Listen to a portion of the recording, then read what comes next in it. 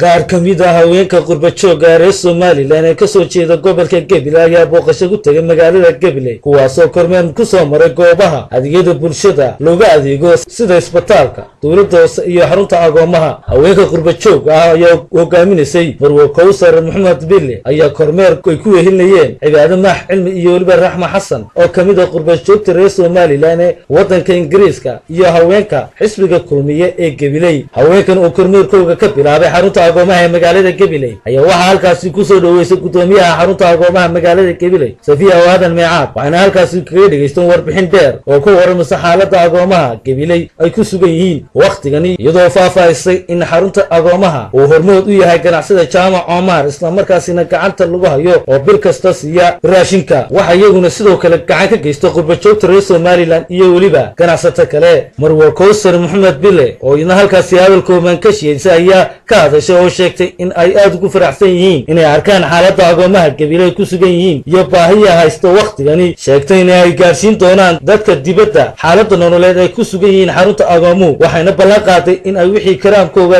soo gaarsiin doonaan iskuna xiriirin doonaan haweenka Gabiley iyo waliba habeenka dibadda. waa markii ugu horeysay imaado waxaan aad u jeclaystay bal inaan indhahayga ku arko baahida weyn waa markaad aragtay markaad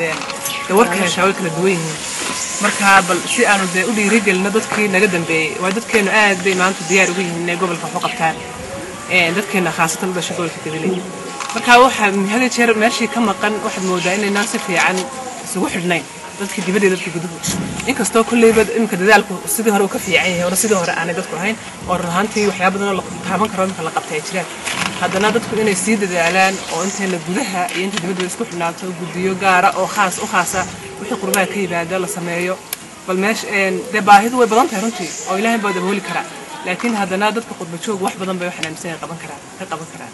haddii marka haweenka qurba joogga ah waxa kale ay booqasho ku tageen xarunta maamulka dawladda hoose degmada Gabiley halkaas ay kulan kula yeesheen maayarka magaalada Gabiley Qadri Xaaji Ismaaciil Yunis halkaasi oo ay uga soo bandhigeen maayarka ujeedada kormeerkoogana ay xuseen inay soo indheeyeen xaaladda gobolka iyo sidii loo sameyn lahaa isku xidh haweenka dalka iyo kuwa qurba joogta ah. Marwo Kawsar Maxamed Bille ayaa ammaan u soo jeedisay maayarka magaalada Gabiley kuna tilmaantay inay muuqato waxqabadkii ay qabatay iyadoo ku hambalyeysay waxqabadkeega joogtada ah sidoo kalena waxay sheegtay in ay ku dhiirigelinayaan waxqabadka maayarka Gabiley waxaanay ku boonisay inay haweenka kale ay soo baxaan iskaashadaan iyadoo ay wada yeeshaan horumar si ay bulshada u gaadho bulshada ku dhaqan gobolka Gabiley. maayarka magaalada Gabiley Marwo Qadri Xaaji Ismaaciil oo iyaguna kulankaasi hadalkoodan ka jeedisay ayaa ka warbixisay waxayna sheegtay in xaaladda guud ee gobolku gaar ahaan waxyaabihii u qabsoomay intii ay xilkaysay waxa kale ay faahfaahin ka bixisay in xaaladda dhakhtarka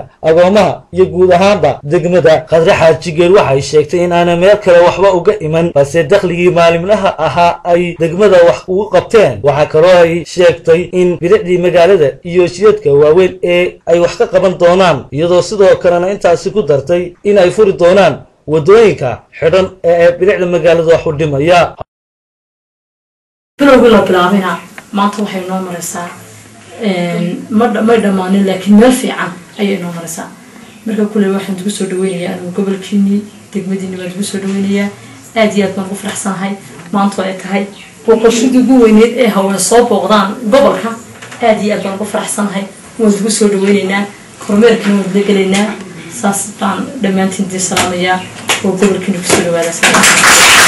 qurba joogga Gabiley ee dalka UK ayaa sidoo kale kormeer ku maray isbitaalka guud ee magaalada Gabiley halkaas oo warbixin kaga dhageysteen Dr. Deeqo Cumar Xaaji Saciid waxayna si kooban ugu sharaxday xaaladda bukaanka iyo guud ahaanba baahiyaha isbitaalka Gabiley ee waqtigani. sidoo kale waxa ay kormeer ku tageen jaamacadda Timacad ee magaalada Gabiley halkaas oo soo indhiyeen hawlaha waxqabad ee jaamacadda Timacad University ee magaalada Gabiley. maaha markii ugu horeysay qurba joogta reer Somaliland ay booqasho ku imaadaan gobolka Gabiley iyagoo isla markaasina indheynaya xaaladda guud iyo xaaladda nololeed ee dadka ku dhaqan gobolka balse waxay soo tarayeen muddooyinka dambe imaashaha ay ku imanayaan gobolka Gabiley qurba joogta reer Somaliland. Nimcaan Dheeg Ibraahim Gabiley.